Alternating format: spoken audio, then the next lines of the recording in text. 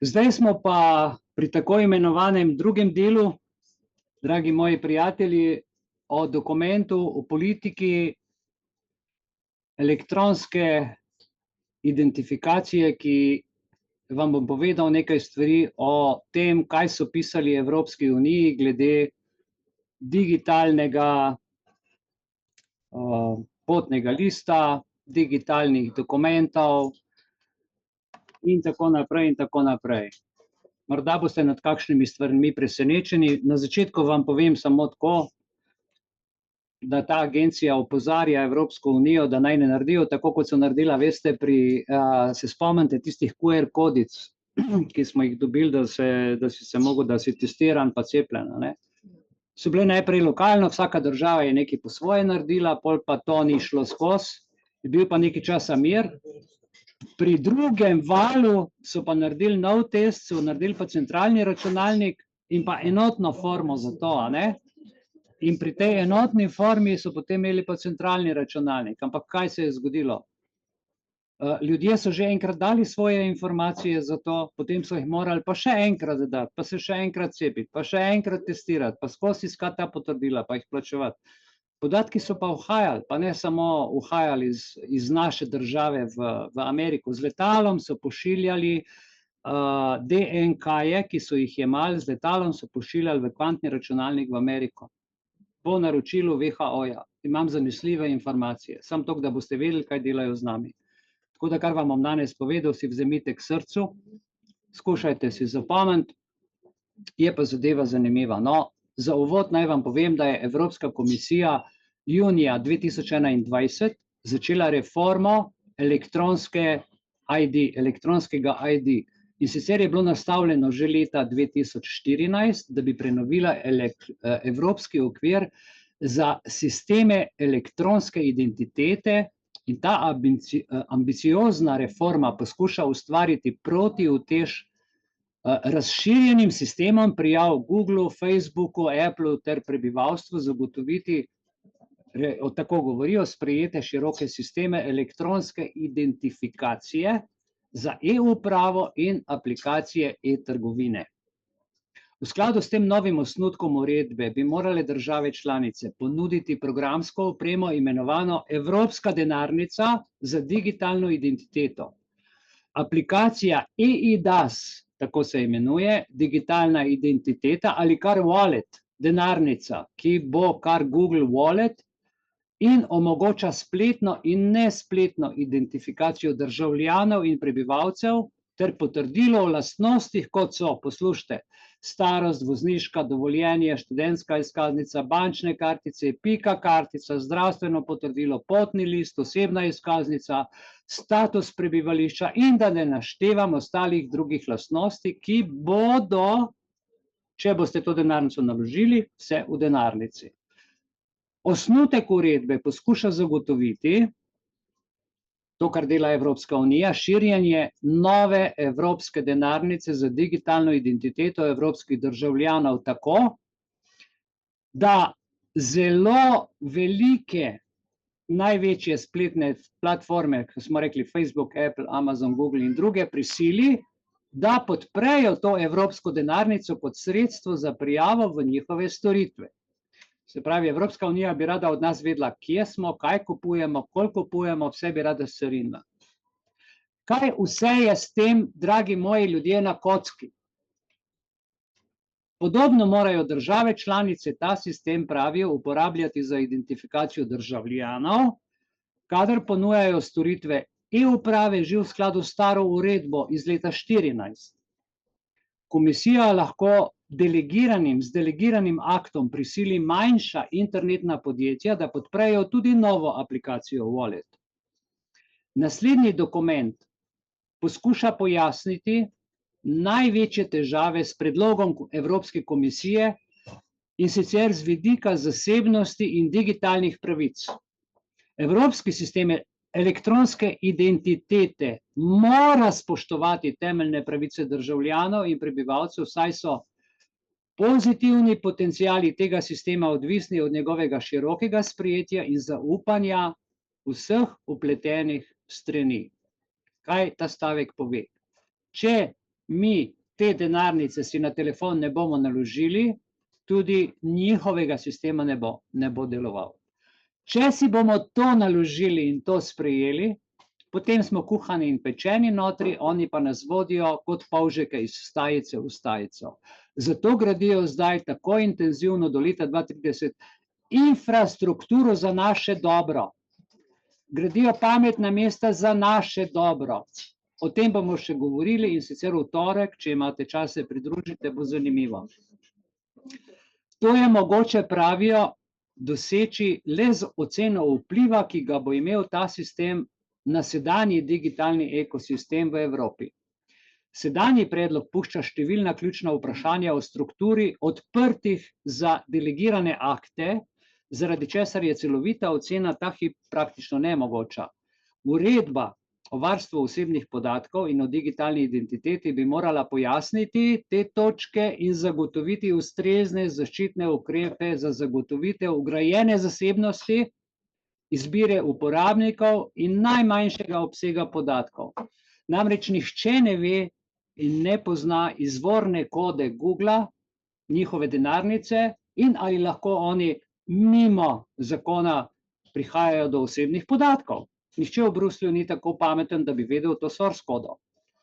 Čeprav sprejemamo predpostavko te uredbe in potrebo po zaupanju vredni digitalni identiteti in infrastrukturi za potrjevanje, neuporaba tega sistema ne bi smela imeti negativnih posledic za državljane, ki se odločijo za izvzetje iz aplikacije v Wallet ali nimajo pametnega telefona. Kaj povejo tukaj? Tudi, če se zahteva in če se državljan ne odloči, mora po zakonu, poslušajte, obstajati alternativa, po kateri se identificiramo analogno ali drugače digitalno, ne preko Wallet. To mora direktiva, tako tukaj pravijo, seveda upoštevati.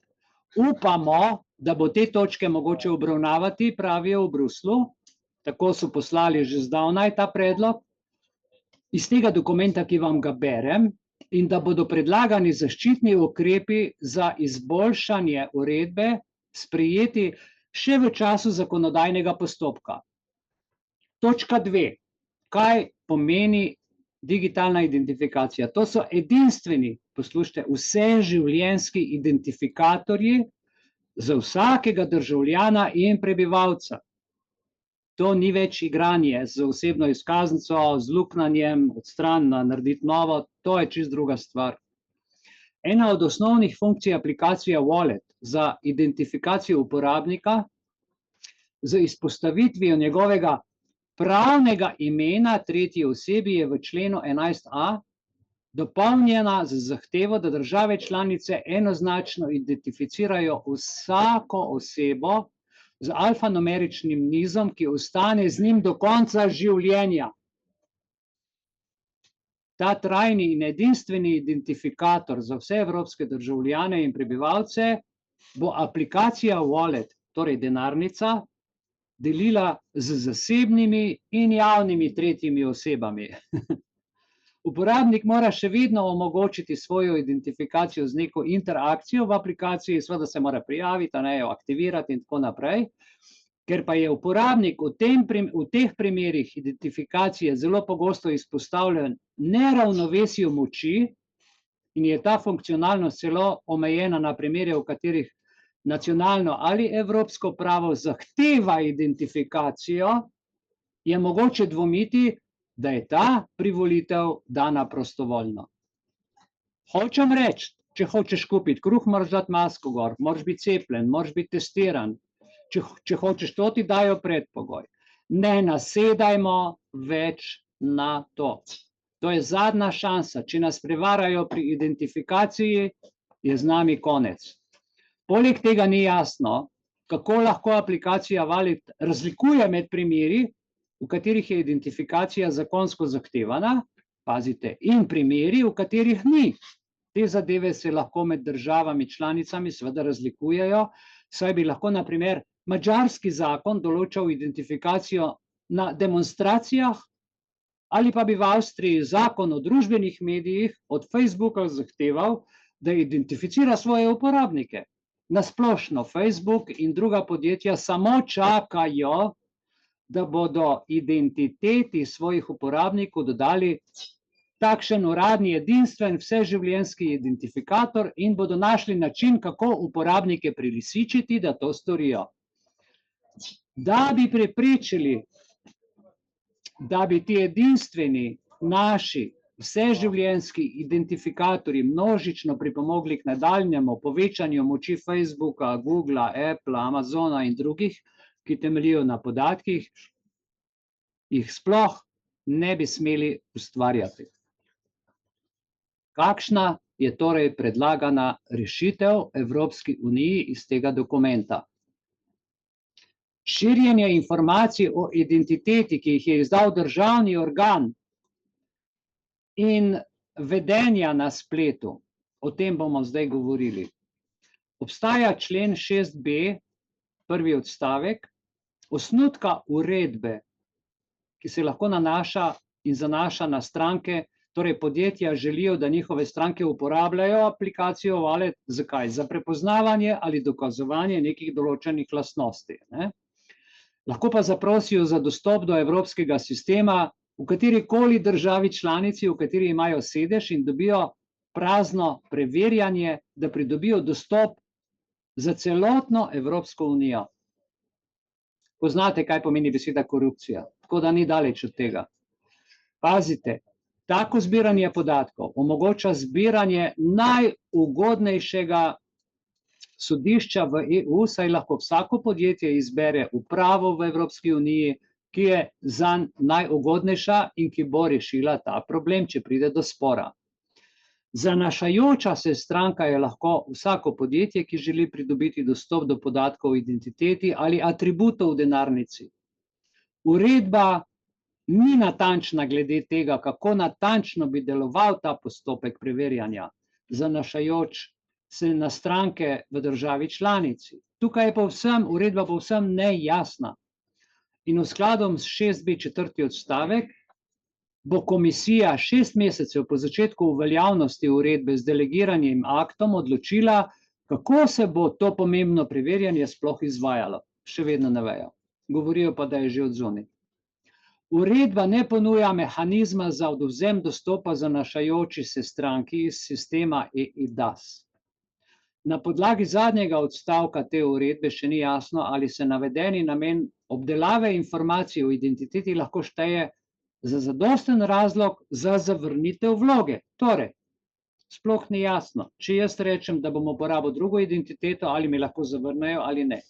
Uredba tega ne obravnava, ampak kar zahteva digitalno identifikacijo. Oni kar zahtevajo. Nacionalni regulativni organi eIDAS so odgovorni za preverjanje, ali zanašajoča se stranka spoštuje vsa pravila in uredbo. Glejte, v primeru Irske je to Ministrstvo za okolje, podnebje in komunikacije, ki ni neodvisni regulator. Namreč irski organ za varstvo podatkov razvpito spodkopava evropsko zakonodajo o varstvu podatkov. In to tveganje lahko v okviru predlaganega sistema eIDAS še naprej obstaja, če pristojni organ ni neodvisen in odgovoren. Takrat delajo z našimi podatki kot svinja s koruzo. Vzpostavitev novega okvira eIDAS ne zaostaja le za potrebnimi zaščitnimi ukrepi za okolje, ki mu lahko zaupamo podatke o identiteti, temveč tudi aktivno ponavljanje napake pri izvrševanju pretekle zakonodaje EU, kar bo znane akterje spodbudilo k aktivni zlorabi tega novega sistema. Ponavljam, bodite previdni. Google denarnica je tukaj. 17. aprila so jo uvedli v Evropski uniji. Vi si jo lahko danes naložite, date svojo kartico not in bo delovala. Ampak kaj ste si s tem naredili? Z novo aplikacijo ste odprli možnost, da do izbrisa več ne pride. Posebej, ko to aktivirate z biometričnimi podatki iz vaše osebne izkaznice. In s PIN kodu, ki jo dobite posebej poleg osebne izkaznice. Google in druga velika tehnološka podjetja, ki se v svojem poslovnem modelu zanašajo na ciljno oglaševanje, vsem nam je znano, trenutno sledijo skoraj vsakemu koraku našega spletnega vedenja, že tako ali tako, in že profilirajo vse vidike našega življenja, brez našega vprašanja, brez naše vednosti.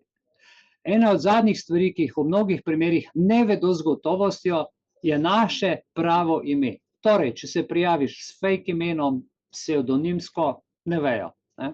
Ali pa vejo. Vprašanje.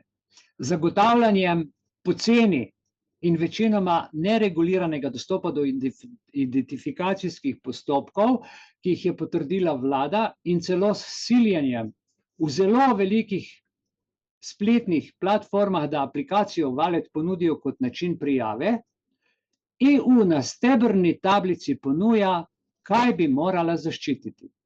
Torej, v čem je problem? Veliko tveganje vidimo v širjenju državnih certificiranih podatkov o identiteti na področju predvsem ciljnega oglaševanja, bančništva, finančnega točkovanja ter e-trgovine in nenazadnje tudi medijev, ko plačaš cajtang. Obstoječe pomanjkljivosti pri uvajanju GDPR, kot sta prepoved vezanja in shema. Ali, a se spomnite, ko je prišlo plačaj ali daj soglasje na Facebooku, na Instagramu, pač vse, kar je na Facebooku, na Meti, a ne? Plačaj ali soglasje, 12 ne vem koliko evrov, ali pa bomo tvoje podatke uporabljali za trženje. Ta težava se bo z digitalnimi podatki jasno še povečala. In uredba eIDAS, to je uredba, ki uvaja digitalno identiteto, bi morala, kodificirati ustrezne zaščitne ukrepe proti zlorabi informacij o identiteti v obstoječem ekosistemu, ki ga poskuša obravnavati. V torek sem jaz povedal, ko smo imeli srečanje, da Google plačuje WHO-ju, do zdaj mu je od leta 2021 pa do zdaj plačal več kot $350 milijonov za oglaševanje, v obliki oglaševanja in tudi finančne spodbude, in jasno, da seveda WHO spodbuja, da je Google Wallet denarnica tukaj tudi v Evropi aktivna. Kaj pa je še problem? Ugotovili smo, da so vse sheme vezane na interesne skupine znotraj Evropske unije. Kdo pa so interesne skupine, smo tudi povedali. To so pa organizacije WHO, United Nations, Gospodarski forum, ki delajo predavanja, in Evropski svet pozovajo na neformalna srečanja, ki se imenuje povsem drugače, v ozadju so pa vse te organizacije, ki pritiskajo na ministre, na Svet Evrope, ki potem pridejo v Evropski svet in to uzakonijo. Tako da je v ozadju celotna mafija, vse, kar se zgodi načrtno. Tukaj so zdaj zelo, zelo težke stvari v tem ekosistemu identitete, v tem obstoječem procesu, ki se dogaja. Veliko je lobiranja, veliko je denarja in to skušamo zdaj skozi to nekako vam povedati. Predlagane rešitve. Evropsko sodišče meni, da je treba uredbo izboljšati z zaščitnimi ukrepi pred zlorabo aplikacije, te Google aplikacija Wallet, strani zanašajočih se strank. Ni se naključno Google Pay preimenoval pred nekaj časa v Wallet. Glede na to zahtevo je treba 6b člen v varstvu osebnih podatkov spremeniti in prav tako v uredbi eIDAS. Zanašajoče se stranke bi morali biti dolžne registrirati konkreten primer uporabe, za katerega se želijo zanesti na aplikacijo Wallet pri regulatorju eIDAS v svoji državi. Namreč, ta denarnica se bo prodajala ljudem kot evropska denarnica, v ozadju bo pa Google. S tem, da vi tega ne boste vedeli, ali pa drugi ne bodo vedeli, vi pa zdaj veste. Ja? In se preverja na podlagi črnega in belega seznama primeru uporabe, lahko pa zahteva tudi oceno učinka v zvezi z varstvom podatkov. Namreč, organizacije za varstvo potrošnikov in varstvo podatkov bi morali imeti možnost za takšno dovoljenje enega regulativnega organa eIDAS izpodbijajo pri regulativnem organu eIDAS iz druge države. To bi morali biti vsi neodvisni, pri čemer je morebitni izid tega primera uporabe v tej državi prepovedan. In tako spet stvari stojijo. Primeri uporabe na črni listi so oglaševanje, finančno točkovanje in pravilnik o resničnih namenih na platformah družbenih medijev. Kadar se v oceni učinka v zvezi z varstvom podatkov ugotovi visoko tveganje za posameznike, na katere se nanašajo ti digitalni osebni podatki, bi moral biti regulativni organ eIDAS pooblaščen, da ta primer uporabe doda na črni seznam. Vendar je to stvar dogovora v Evropski uniji. Točka 4. Centralni nadzor vsakega preverjanja identitete in lastnosti. Torej, obstajal bo samo en računalnik. Govorimo o centralizaciji podatkov evropskega prebivalstva. Zato nam rečejo, vaš identifikator vam bo omogočil prosto gibanje. Seveda, ker bo en računalnik. Ker če ima vsaka država svojega, moraš v vsaki državi se identificirati in pokazati. Tako pa, glejte, bo samo en računalnik, nas bodo vodili s 5G, imeli nad nami nadzor in tako naprej. Torej, cilj aplikacije, jaz bom kar rekel Google Wallet, če glihijo tukaj v Evropi kot Wallet, je nadomestiti, pazite, obstoječa sredstva za preverjanje identitete, starosti in drugih atributov. Tisti, ki smo jih prej našteli. Ta novi sistem ne bi smel biti slabši za zasebnost in varstvo podatkov, kot prejšnja obstoječa sredstva, ki jih želi nadomestiti, ker so ti novejši reklamirani kot boljši. Zdaj, zavedamo se, dragi člani in dragi vsi, ki nas poslušate, podporniki, da uporabniku v primeru preverjanja starosti danes ni treba več izročiti osebne izkaznice, ki vsebuje več podatkov, kot je potrebno, ime, datum rojstva, država, izdatoce in tako naprej, kar rešuje konkreten problem sicer. Vendar predlog vsebuje resnično nevarnost centralnega nadzora vsake spletne in vsake nespletne identifikacije ter postopka preverjanja atributov z aplikacijo Wallet.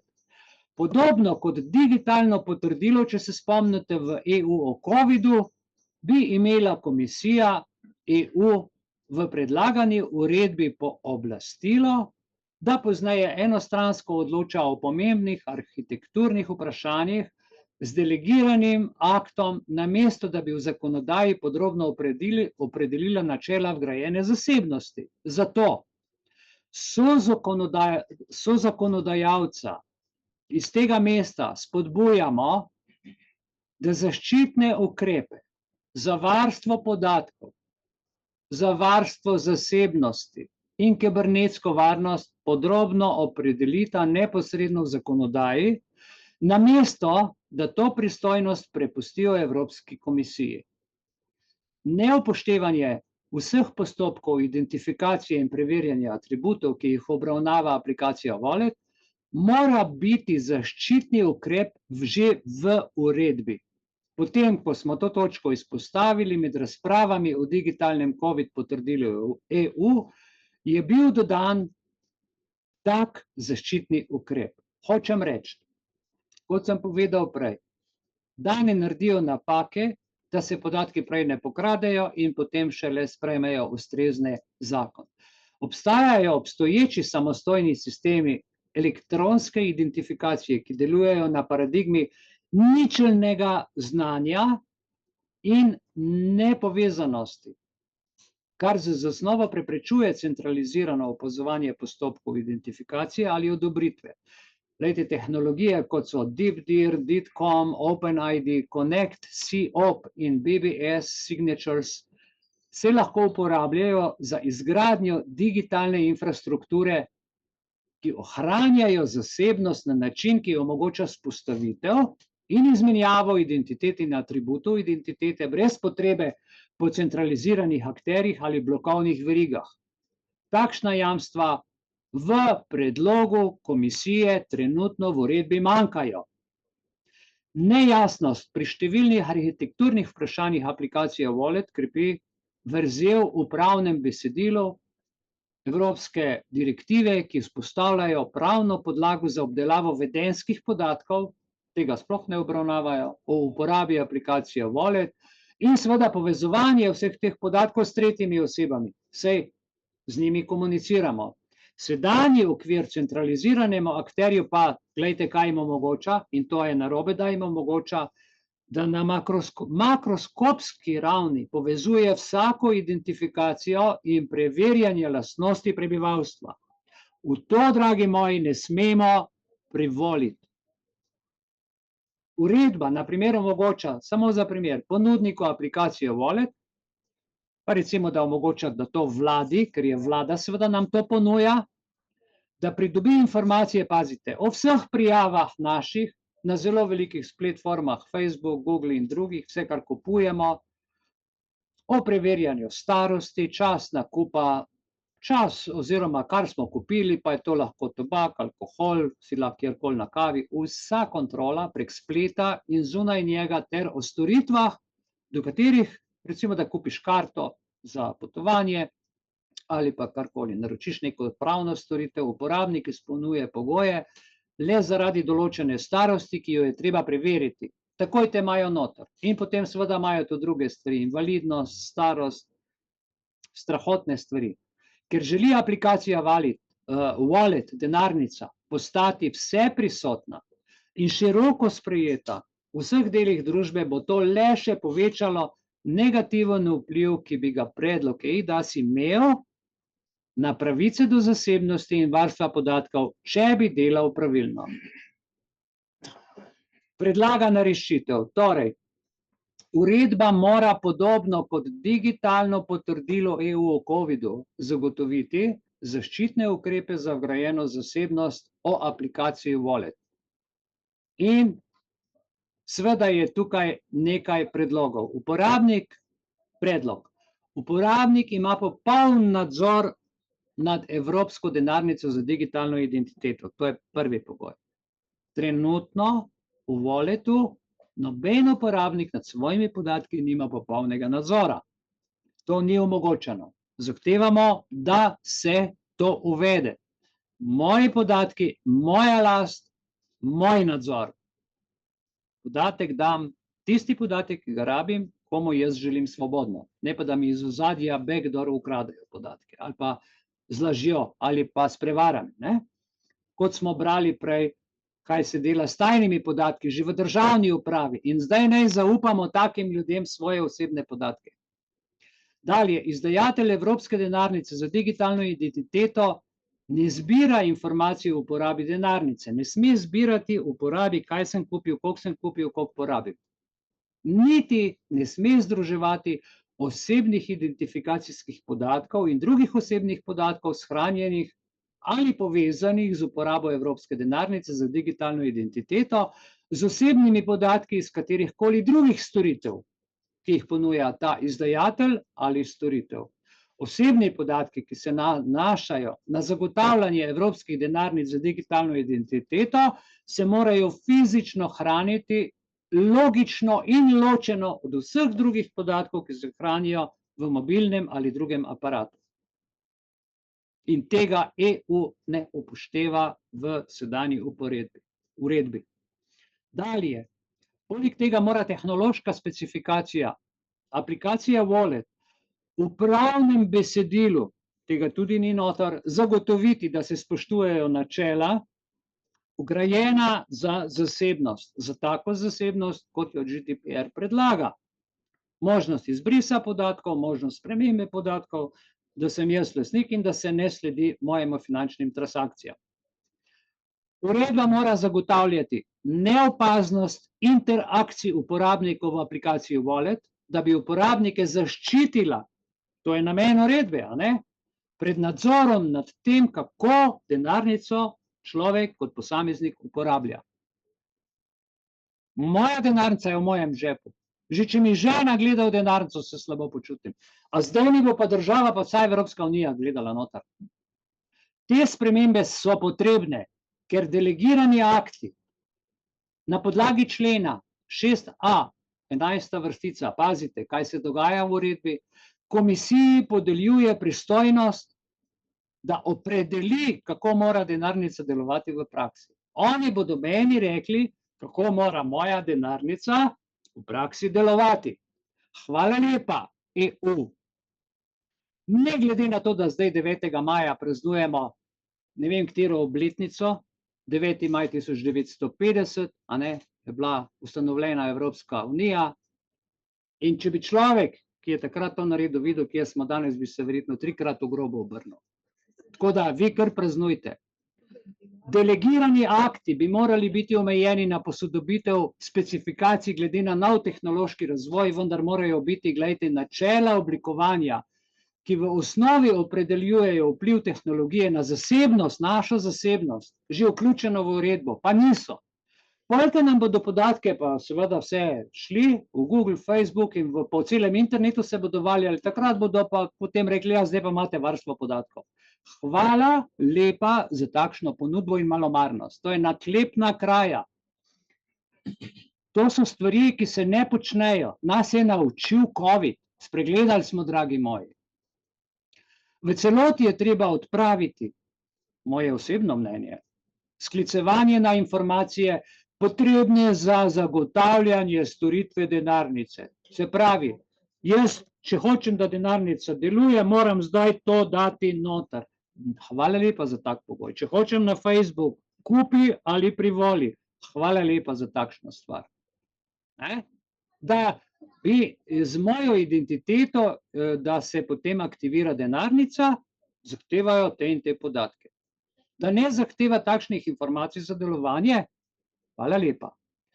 Obstoječe, gledajte, obstoječe, nam to zdaj postaja že kar samoumevno, pritisnemo I agree, I'm not human, I'm not robot, I'm bla bla bla, mi to že avtomatsko klikamo. Ljudje, tisto, ko kliknete I'm human, I'm not robot, vi dovolite s tistim klikom, da se vaša vsa zgodovina preseli v trenutku preko interneta na spletno stran, ki od vas to zahteva, zato da gledajo, kaj vi brskate, kaj gledate. Kompletna zgodovina se v trenutku preseli na spletno stran ponudnika. Vse vejo o vas. Tisti hip, ko kliknete, tisti kvadratni I'm not robot, I'm human. Zdaj po novem so začeli I'm a human.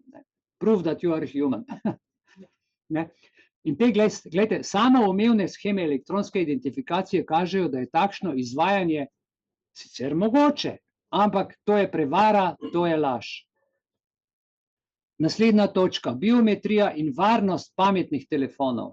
Veste, nimamo vsi enakih telefonov. En ima telefon tak, da ga komi s seboj nosi, drug pa ima bolj skromnega. In ti telefoni, veste, različno delujejo, imajo različno varnost.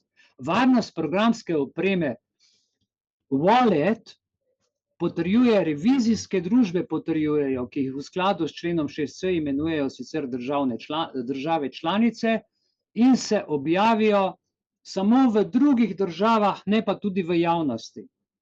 In morate vedeti, da za prodajo telefona mora firma dobiti državno koncesijo, državna dovoljenja in državi to objavi, ne pa javnosti. Javnost pa ne ve, da ima tak telefon backdoor, da ima slabše to, on drug tret in tako. Ljudje, ki nimajo dovolj sredstev za najbogatejši telefon, ki ima zadnje update, pa zadnje popravke varnostne, nastradajo, ker grejo njihovi podatki od zadaj ven. Konkretna merila, ki jih mora izpolnjevati programska oprema denarnice na telefonu, se morajo ponovno opredeliti šele 6 mesecev potem, ko komisija uredbe določi z delegiranim aktom. To se pravi, v 6 mesecih pa toliko telefonov prodajo, da v bistvu dobijo ogromno. A veste, kaj te silijo? Samo še 6 dni telefon, pa dajte 12 €, Telekom pošle, samo še 3 dni se bo iztekel in glejte, v 6 mesecih prodajo vse telefone. Seveda, potem pa šele z delegiranim aktom določijo in obvestijo javnost. Sramota, kaj se počne z nami. V skladu z uvodno izjavo 11, ki sem jo povedal na začetku, bi se lahko aplikacija Wallet za preverjanje pristojnosti uporabnikov opirala tudi na biometrične podatke. Ista uvodna izjava pa omogoča tudi shranjevanje informacij za preverjanje pristnosti v oblaku. Ko so pa enkrat naši podatki v oblaku, so pa v oblaku, jih ne dobiš več ven. In uvodna izjava 21, ki se sklicuje na določbe akta o digitalnih trgih, ki vključne ponudnike platforme, recimo Google, Apple, Amazon, zavezujejo, da omogočijo interoperabilnost s pomožnimi storitvami, kot je tudi seveda zraven identifikacija, in navaja, da bi ta določba aplikacijam Wallet omogočila dostop do elementov strojne opreme. Celo mojo strojno, ne samo identifikacijo mojo, ampak celo strojno opremo ti hočejo še zraven prebrati, ki na sodobnih pametnih telefonih shranjujemo biometrične informacije, kot so prstni odtisi in vzorci prepoznavanja obrazov. In končno smo čist na koncu. Glede na tehnično izvedbo bi te lahko bilo zelo problematično, saj bi lahko ogrozilo varnost pametnega telefona kot mojo last in kaj bi se lahko zgodilo, izpostavljenost vseh biometričnih podatkov, informacij o shranjevanju v oblaku ali v aplikacijah, seveda, ki pa jih nadzoruje vlada. Vlada pa itak nadzoruje Google, nadzoruje Amazon in nadzoruje vse, seveda z dovoljenji, te firme pa z denarjem to plačujejo nazaj. In tako je krog sklenjen, mi smo pa nekje vmes njihovo tržišče. Ker je treba vse tehnične podrobnosti v uredbi določiti, v delegiranih aktih, potem, ko je bil zakon že sprejet, je zelo težko oceniti posledice teh širokih pooblastil, ki jih dobijo, preden se tak akt sprejme. Preden je podeljen ponudnikom aplikacij Wallet za zasebnost in varnost, osnutek uredbe pa v zvezi s tem odpira zelo, zelo velika tveganja. Podobno kot neznane tehnične specifikacije aplikacije Wallet je tudi uredba zatiska oči pred velikimi razlikami v varnosti pametnih telefonov. Aplikacija Wallet bo seveda odvisna od varnosti, seveda pametnega telefona, na katerem deluje, vse to je jasno. Uporabniki, kot sem prej rekel, z nizkimi dohodki bodo manj pogosto imeli najsodobnejše naprave in v mnogih primerih od svojih prodajalcev ne bodo več prejemali varnostnih posodobitev. Jaz se spomnim, sem imel Apple, ko sem ga uporabljal toliko in toliko časa, mi je napisal nič več posodobitev. Na Windowsih enako, če imaš star sistem, s tem datumom konec posodobitev in si ranljiv in si odprt, zaradi tega, ker so višji sistemi bolj pametni in poznajo star sistem. Nižji sistem ne morejo višjega, ker ga ne pozna. To se pravi, tudi manj tehnično podkovani uporabniki ne bodo tako usposobljeni za posodabljanje operacijskega sistema svojih naprav ali jih znali pravilno konfigurirati, nastaviti. Že zdaj je problem, ko greš v nastavitve, če poznaš 3 ali 4 si že car, ne? Teh nastavitev je pa za tako debelo knjigo. Kupiš telefon, ga imaš za poklicati, v ozadju te pa lovi vseh senzorjev. Že zdaj opažamo, gledajte, porast kibernetskih napadov na pametne telefone, ko bo pa gor aplikacija Wallet, a ne, to ni Wallet, to je Google Wallet, so te naprave postale še bolj zanimive, tarče, kraje, identitete, denarja našega življenja. Zakaj? Zato, ker smo ga dali v telefon. Dragi moji prijatelji, digitalni razkorak, ki ga poznamo danes, se bo sedanjim predlogom eIDAS še povečal, saj že vidimo, da razlike v ceni postajajo analogne, osebne vladne storitve dražje od storitev e-uprave, ki temeljijo na identifikacijskih sredstvih s certifikatom eIDAS. Edina rešitev varnostnih problemov sedanjega okvira pa je res podrobnejša opredelitev v ureditvi tehnične zahteve v arhitekturnih zaščitnih ukrepov zasebnosti, varnosti aplikacije. Tako da z moje strani, jaz sem vam povedal, kar sem vam lahko povedal, to je nekaj protidiskriminacijskih obveznosti do državljanov, ki jih morajo upoštevati uradniki, pa jih ne, ali do navadnih prebivalcev, ki se odločijo, da aplikacije ne bodo uporabljale, da dajo možnost B identifikacije, kar je naša pravica. In pa seveda še nekaj, na kar bi vas opozoril, 38. člen Ustave, kar sem že mnogokrat rekel, pa bom danes še enkrat za vse tiste, ki tega še niste slišali. 38. člen Ustave, torej lepo pove, evo, prepovedana je uporaba osebnih podatkov v nasprotju z namenom njihovega zbiranja. Če dam jaz podatek za električno energijo, elektrofirma ga ne sme drugam posredovati mojih podatkov na RTV, zato da mi pol RTV pošlje položnico. Če otroka pišeš v osnovno šolo, šola ne sme zdravstvenemu domu o vašem otroku posredovati, da je vpisan v šolo. Če se najde srednješolski, pride na srednjo šolo, ravnatelj nima pravice, da obvešča zdravstveni zavod in potem starši dobijo domov oziroma srednješolc, da se mora pricepiti. Pa kakšen biznis je to? Vse na podlagi naših podatkov in to vse uporabljajo v nasprotju z namenom podatka, ki ga daš.